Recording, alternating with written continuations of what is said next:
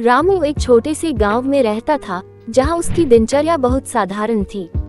खेती बाड़ी करना, पशुओं की देखभाल करना और शाम को गांव की चौपाल में बैठकर दोस्तों के साथ बातें करना ही उसका जीवन था।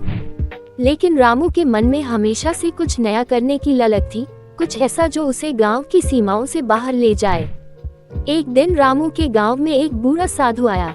साधु के पास एक चमकती हुई पुरानी मानचित्र थी, जो उसने रामू को दिखाते हुए कहा, यह एक अनजान जगह का नक्शा है, जहां कोई भी अभी तक नहीं पहुंचा।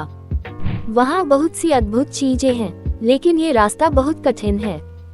क्या तुम जाने का साहस रखते हो?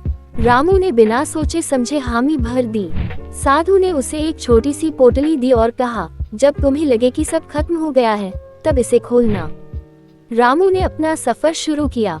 जंगलों, पहाड़ों और नदियों को पार करते हुए वह एक गहरे काले जंगल में पहुंचा। वहां उसकी मुलाकात एक विशालकाय अजगर से हुई। रामू ने बहादुरी दिखाई और अपनी सूझबूझ से अजगर को हराया, लेकिन आगे का रास्ता और भी कठिन था।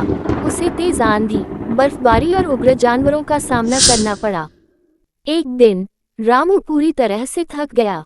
उसे लगा कि अब वह और आगे नहीं जा सकता। तभी उसे साधु की दी हुई पोटली याद आई। उसने पोटली खोली और उसमें से एक छोटा सा बीज निकला। निराश होते हुए भी उसने उस बीज को जमीन में बो दिया। चमत्कारिक रूप से वहां एक सुंदर पेड़ उगाया, जिसमें स्वर्णिम फल लगे थे। रामू ने उन फलों को खाया और उसे नई ऊर्जा मिली।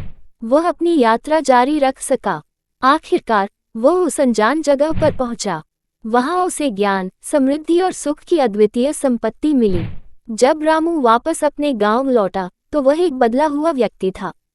उसने समझा कि असली खजाना बाहरी दुनिया में नहीं, बल्कि हमारी अपनी यात्रा और अनुभवों में छिपा होता है। सीख: जीवन की सबसे बड़ी जीतें अक्सर कठिन रास्तों से होकर गुजरती हैं। अगर हम हार न माने, तो हमें अपने अनजाने सपनों को साकार करने का रास्ता जरूर मिल जाता है।